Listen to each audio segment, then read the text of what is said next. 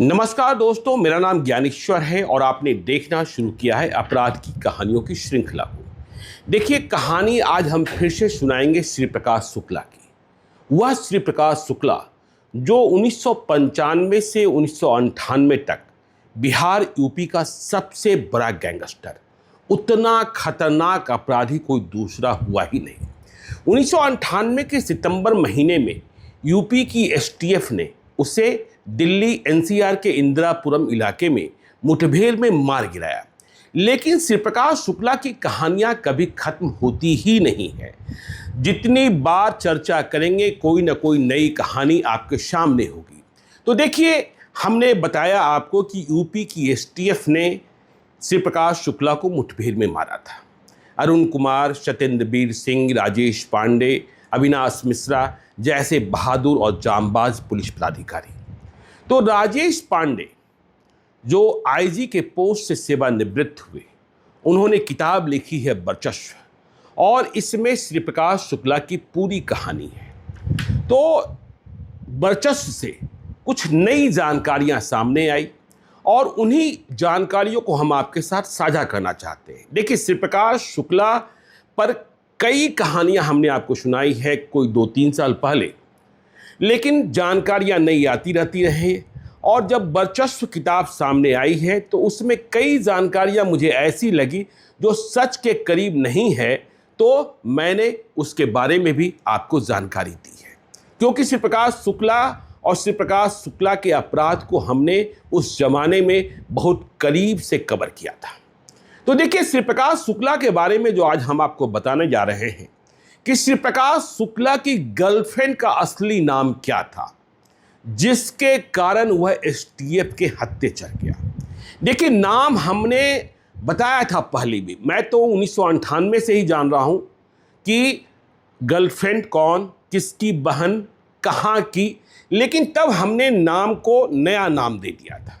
लेकिन जब वर्चस्व किताब आई तो उसमें श्री प्रकाश की गर्लफ्रेंड का असली नाम बता दिया गया है।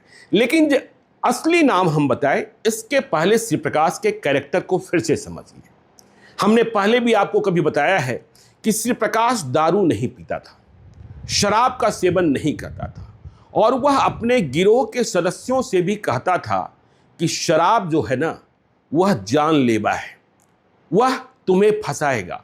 एक बार जब वह काठमांडू था, विराटनगर में रह रहा था, वर्चस्व की कहानी कहती है, तो उसने अपने कई साथियों को शराब पिलाई ताकि टेस्ट कर सकें कि यह शराब पीकर कितने बेहोश होते हैं, और फिर सुबह डांट भी पिलाई थी। तो देखिए, खुद शराब नहीं पीना। और श्री प्रकाश शुक्ला यह भी कहा करता था, जब उसका साथी आनंद पांडे जो उससे अलग हुआ, वह दिल्ली के वसुंधरा इलाके में, एनसीआर के वसुंधरा इलाके में मारा गया, तब श्री प्रकाश की टिप्पणी थी कि दिल्ली की ओर मत भागो, दिल्ली की ओर भागोगे, बड़े शहरों की ओर भागोगे तो मारे जाओगे। अपने अड्डे पर रहो, अपने शहर में रहो या छोटे कस्बों में रहो। देखिए, मोकामा श्री प्रकाश शुक्ला का सबसे सुरक्षित ठिकाना था।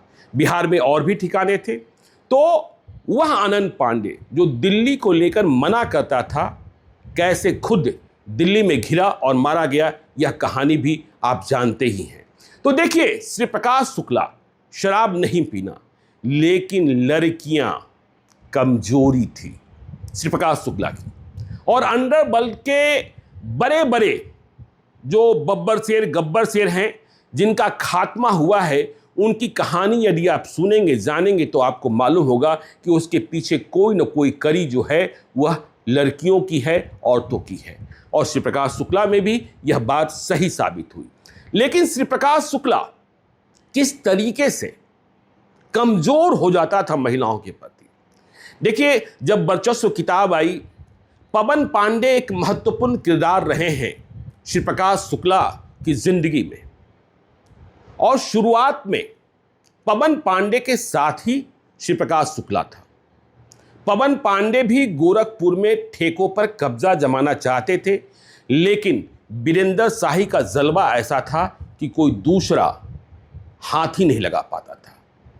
तो पवन पांडे जो विधायक भी रहे, पवन पांडे वह शख्स हैं, वर्चस्व की बात माने तो, जिसके माध्यम यह श्री प्रकाश शुक्ला मोकामा गैंग के करीब आया। लेकिन इसके पैरेलल भी कई कहानियां हैं, जब आपको हम बिहार कनेक्शंस बताएंगे तो वह सुनाएंगे आपको। तो देखिए, पवन पांडे की मुलाकात मोकामा गैंग से गोरखपुर में ही हुई थी, जब वीरेंद्र शाही नहीं चलने दे रहे थे। और मोकामा गैंग ने पवन पांडे विधायक को कहा था कि जब आपको बातचीत करनी हो तो मुझे फ़ोन कीजिएगा और अपना नाम अशोक सिंह बताइएगा, हमारे लोग आपकी बातचीत मुझसे करा देंगे। लेकिन यह नाम बाद में श्री प्रकाश शुक्ला का हो गया, अशोक सिंह। और पवन पांडे से मोकामा गैंग की बात कराने के लिए मोकामा में लैंडलाइन पर श्री प्रकाश शुक्ला ने ही फोन किया था, बात करना था पवन पांडे को। वहीं से अशोक सिंह की शुरुआत हुई। लेकिन वो पवन पांडे, वो मोकामा गए। देखिए, पवन पांडे वीरेंद्र शाही उनके दुश्मन, मोकामा गैंग रेलवे ठेकों में वीरेंद्र शाही बाधक। तो वीरेंद्र शाही को मारने की पहली कोशिश तो फेल रही, जिसमें श्री प्रकाश शुक्ला ने मोकामा गैंग से प्राप्त AK-47 का इस्तेमाल किया था।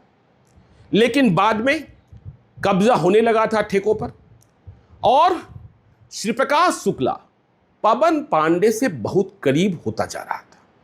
पवन पांडे के कई दुश्मन साफ हो गए थे। लेकिन कैरेक्टर में छीट श्री प्रकाश शुक्ला। वर्चस्व की कहानी कहती है कि श्री प्रकाश शुक्ला ने पवन पांडे की पत्नी के साथ भी संबंध स्थापित कर लिया था। जब पवन पांडे घर पर नहीं होते तो वह उनकी पत्नी को शॉपिंग कराने ले जाया करता।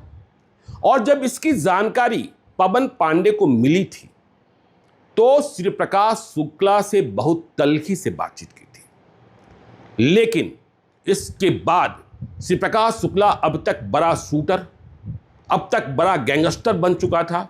उसने पवन पांडे को ही धमका दिया था। वर्चस्व की कहानी कहती है कि यदि लखनऊ में तुम दिख गए, तब तक पवन पांडे चुनाव भी हार गए थे, तो तुम्हें छोड़ेंगे नहीं।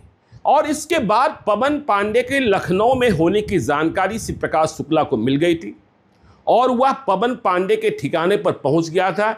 बैग सामने रखा था और उसके भीतर AK-47 था, जिसका दर्शन पवन पांडे को कराया गया कि अभी खाली कर दें। पवन पांडे डर गए थे, वर्चस्व की कहानी कहती है।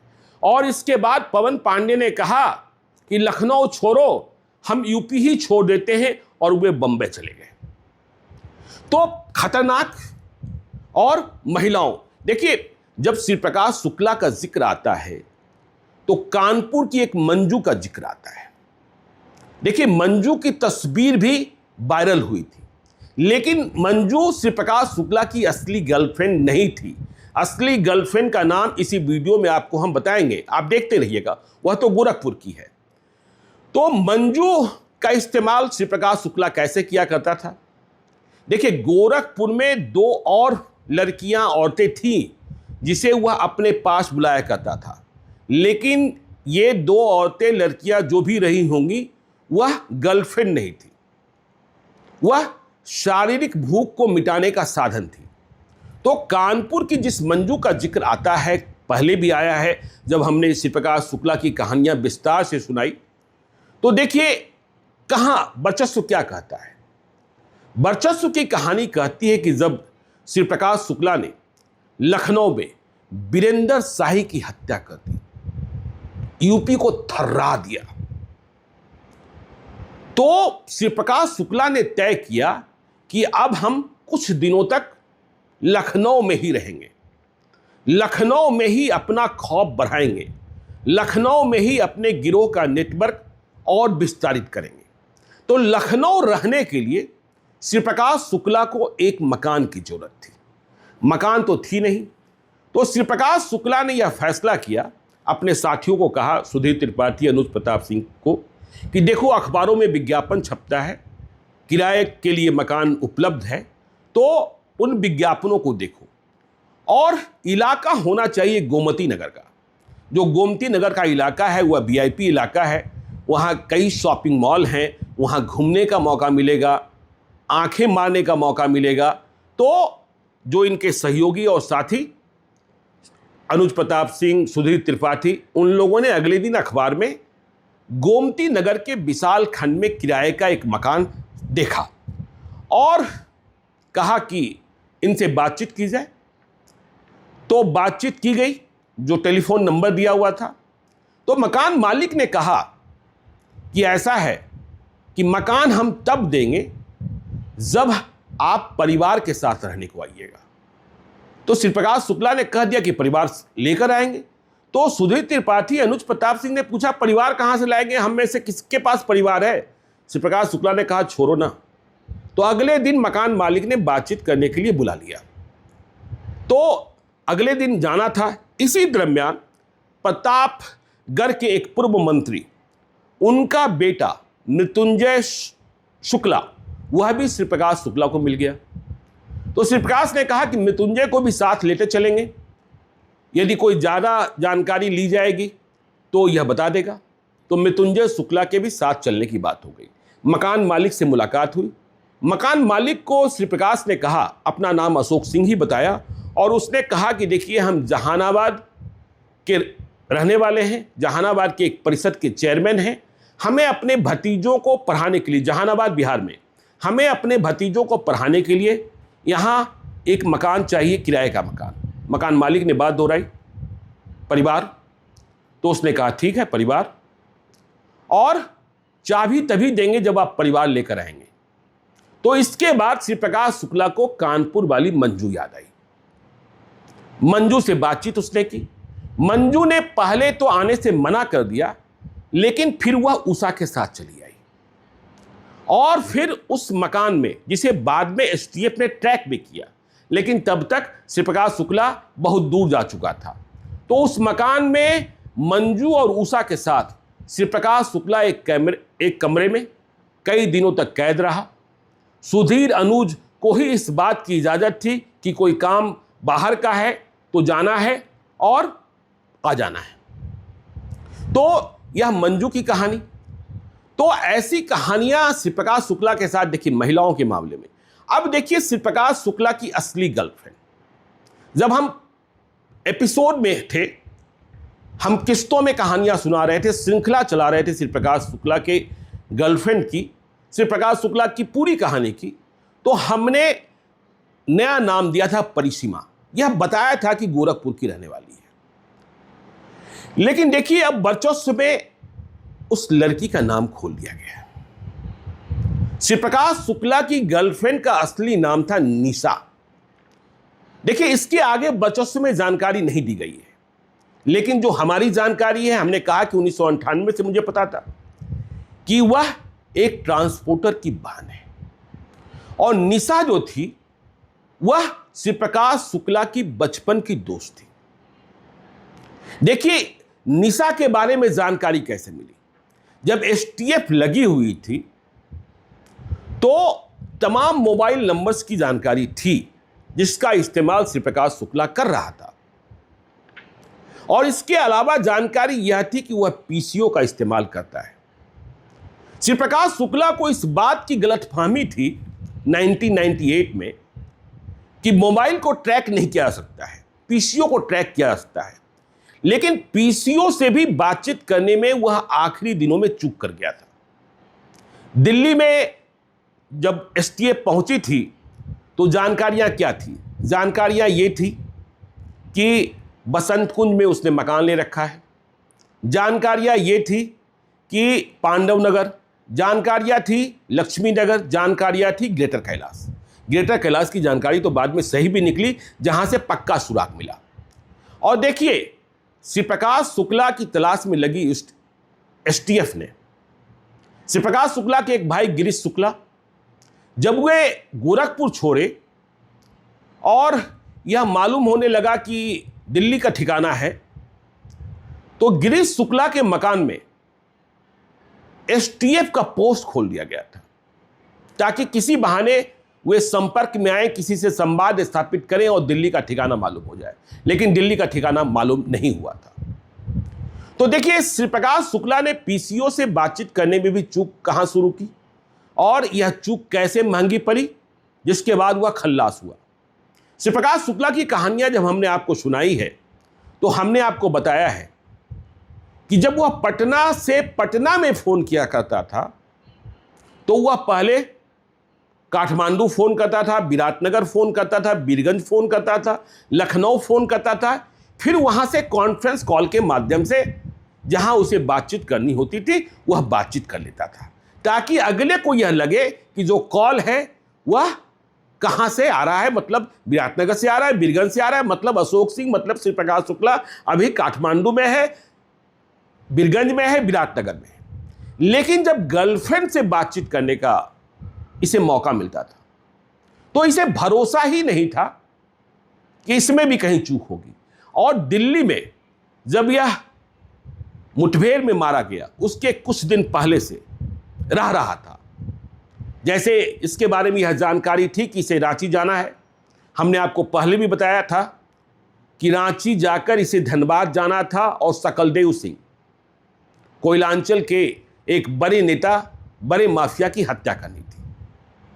तो एसटीएफ तो इसे एयरपोर्ट पर पकड़ने आई थी या मुठभेड़ में मारने आई थी। लेकिन देखिए जो असली जानकारी मिली, निशा हमने आपको बताया ही कि असली गल्फ है। दिल्ली में जब एसटीएफ रुकी हुई थी तो 6 मोबाइल फोन के कॉल ट्रैक किए जा रहे थे और कुछ लैंडलाइन के नंबर जो लखनऊ के थे या फिर गोरखपुर के थे उन्हें ट्रैक किया जा रहा था। लेकिन असली सुराग जो मिला वह गोरखपुर रेंज के डीआईजी, जिनका नाम एसएन सिंह था, उन्होंने दिया था। कैसे? देखिए, जहां गोरखपुर रेंज डीआईजी का बंगला है वहीं पास में यह निशा रहती थी। वहीं एक पान की गुमटी थी और इस पान की गुमटी पर श्री प्रकाश शुक्ला के कारनामों की चर्चा सबसे अधिक होती थी। एसटीएफ के उन ऑपरेशंस का भी जिक्र वहां पहुंच जाता था जिसकी जानकारी किसी को नहीं होती थी। तो निशा का जो भाई था वह भी श्री प्रकाश शुक्ला से संबद्ध था, लेकिन किसी अपराध से वास्ता नहीं था, पारिवारिक संबंध था। हमने कहा ही कि निशा से बचपन की दोस्ती थी। तो पान की गुमटी से सुराग मिला और डीआईजी एसएन सिंह के कानों में खबर पहुंची और एक सिपाही हुआ करता था डीआईजी के साथ अटैच, हैदर अली, उसे फिर अधिक जानकारी जमा करने को कहा गया और जानकारी जमा करते करते निशा की जानकारी मिल गई थी। निशा का घर डीआईजी साहब के बंगले से बहुत दूर था ही नहीं और यह खबर मिल गई थी कि निशा जो है श्री प्रकाश शुक्ला की असली गर्लफ्रेंड है। श्री प्रकाश शुक्ला इससे कोई बात नहीं छुपाता है। तो हुआ ये कि डीआईजी एसएन सिंह ने बहुत चालाकी से, बहुत होशियारी से टेलीफोन डिपार्टमेंट को भी खबर नहीं दी, लेकिन उन्हें इस लक्ष्य को प्राप्त करना था कि निशा से श्री प्रकाश शुक्ला क्या बातचीत करता है, कब बातचीत करता है। तो उन्होंने एक लोकल जुगाड़ निकाला, टेलीफोन डिपार्टमेंट के लाइनमैन को सेट किया और निशा के घर पर जो लैंडलाइन नंबर लगा था उसी लैंडलाइन नंबर का दूसरा फोन जो टेलीफोन डिपार्टमेंट का पोल होता है उससे तार खिंचवाकर अपने बंगले पर लगवा लिया। इसका फायदा यह मिला कि जब भी निशा के घर कोई घंटी बजती लैंडलाइन पर, वह घंटी डीआईजी साहब के घर दूसरे समानांतर फोन पर भी बजती, पहले लाइन पर बजती। तो खैर दूसरे कॉल से कोई वास्ता नहीं था। यह बात नोटिस की गई कि जब निशा के घर में उनके भाई, उनके माता पिता नहीं रहते हैं तो श्री प्रकाश शुक्ला फोन करता है और यदि गलती से घर में अभिभावक हैं, माता पिता भाई है और श्री प्रकाश ने फोन कर दिया, फोन किसी दूसरे ने उठा लिया, तो वह फोन कट कर देता है अब देखिए, जिस तारीख को मुठभेड़ हुई है सितंबर 1998 में, दिल्ली में जमी हुई एसटीएफ, वह तो एयरपोर्ट पर अपना ध्यान की रांची के लिए फ्लाइट, तब तक गोरखपुर के डीआईजी एसएन सिंह इस बात की जानकारी देते हैं एसटीएफ के ऑपरेशनल हेड, जो इस कार्रवाई को लीड कर रहे हैं अरुण कुमार, उन्हें कि देखिए शिवप्रकाश फिर से उस लड़की से बात कर रहा है। तो अरुण कुमार जो ऑपरेशनल चीफ हैं, वे अपने एसटीएफ के दूसरे पदाधिकारियों से पूछते हैं, सत्येंद्र वीर सिंह, राजेश पांडे, अविनाश मिश्रा, वर्चस्व की कहानी है कि भाई तुम लोगों ने जो नंबर ट्रैक पर लगा रखा है जिसे सुन रहे हो, उसमें यह बातचीत क्यों नहीं सुनाई पड़ रही है? तो यह बताया जाता है कि हमने तो 6 नंबर ही ट्रैक पर लगा रखा है, यह कोई और नया नंबर है। इसका मतलब यह है कि शिवप्रकाश शुक्ला अपनी गर्लफ्रेंड से बातचीत करने के लिए किसी नए नंबर का इस्तेमाल कर रहा है। तो देखिए, जो गोरखपुर रेंज डीआईजी हैं जो इस बातचीत को सुन रहे हैं, उनके लैंडलाइन में कॉलर आईडी लगा है। इससे यह पता चल गया कि कॉल कहां से किया जा रहा है। तो यही शिवप्रकाश शुक्ला ने चूक, हमने कहा कि गर्लफ्रेंड से वह कुछ छुपाता नहीं था, तो मालूम हो गया कि यह कॉल जो है दिल्ली के ग्रेटर कैलाश इलाका 2 के एक पीसीओ से है। वर्चस्व में यह नाम नहीं बताया गया है, मैं नाम बता रहा हूं, वह श्याम पीसीओ था। तो बातचीत कट जाती है, एसटीएफ वाले जाते हैं, लेकिन जो वहां जानकारी मिलती है, पहले दिन जानकारी बहुत मुकम्मल नहीं मिलती है। हाँ, पार्किंग वालों से देखिए, अभी श्याम पीसीओ को टच करना भी उचित नहीं है, पता नहीं कहीं से भेद खुल जाए। पार्किंग वाले से लोग बातचीत करते हैं, वे ब्लू सिएलो गाड़ी के बारे में जानकारी हासिल करते हैं। अगले दिन फिर से देखिए, अभी जो उड़ान भरने की तारीख थी, जो रांची जाने की तारीख थी, वो 2 दिनों बाद की थी। अगले दिन फिर से गोरखपुर के डीआईजी एसएन सिंह कहते हैं कि बातचीत फिर चल रही है और लंबी बातचीत है। लड़की कह रही है, देखो मैं घर से भागकर तुम्हारे पास आ जाऊंगी। नवरात्र के दिन है, लड़की कह रही है, मतलब निशा कह रही है शिवप्रकाश शुक्ला से कि मुझे अब यहां बिल्कुल मन नहीं लग रहा है, मुझे तुम्हारे पास आना है। सुबह सुबह घर वाले मंदिर चले जाते हैं और वह यह भी कह रही है कि मैं कल ही भाग जाऊंगी। वह ट्रेन का नाम और ट्रेन नंबर भी बता रही है। शिवप्रकाश यह समझाने की कोशिश कर रहा है कि मैं अभी दिल्ली में नहीं हूं। वह जान रही है कि दिल्ली में है। वह कह रहा है कि मैं जयपुर में हूं, मैं जैसे दिल्ली आता हूं तुम्हें बुलाऊंगा। लेकिन वह नाम और ट्रेन नंबर बता दी। एसएन सिंह गोरखपुर के डीआईजी कहते हैं कि यदि देखिए आप लोग को कोई सफलता वहां से हासिल नहीं हो रही है, तो ऐसा करते हैं कि लड़की को ट्रेन में चढ़ने देते हैं, निशा को, और इसके साथ एक हम अपने आदमी को लगा देते हैं जिसकी पहचान आपको बता देंगे। लड़की ने यह भी कहा है, निशा ने यह भी कहा है कि जब हम दिल्ली में स्टेशन पर, जंक्शन पर नीचे उतरेंगे प्लेटफॉर्म पर, तो तुम मुझे रिसीव कर लेना। दोनों के बीच इतने अंतरंग संबंध हैं, शिवप्रकाश शुक्ला अश्लील बातें भी कर रहा है, तो निश्चित तौर पर वह रिसीव करने भी आएगा। यह लंबी बातचीत चली। देखिए, अब इसी लैंडलाइन नंबर से शिवप्रकाश कहां गलती, इसने निशा से भी बात की, इसने लखनऊ में फजरुल्लाह से भी बात की। इसके बाद तो यूपी एसटीएफ जहां रुकी हुई थी, वहां से 25-30 मिनट की दूरी थी ग्रेटर कैलाश की, तो ग्रेटर कैलाश तक पहुंचा गया। ग्रेटर कैलाश में अब तो पक्का ही था कि यह श्याम पीसीओ है।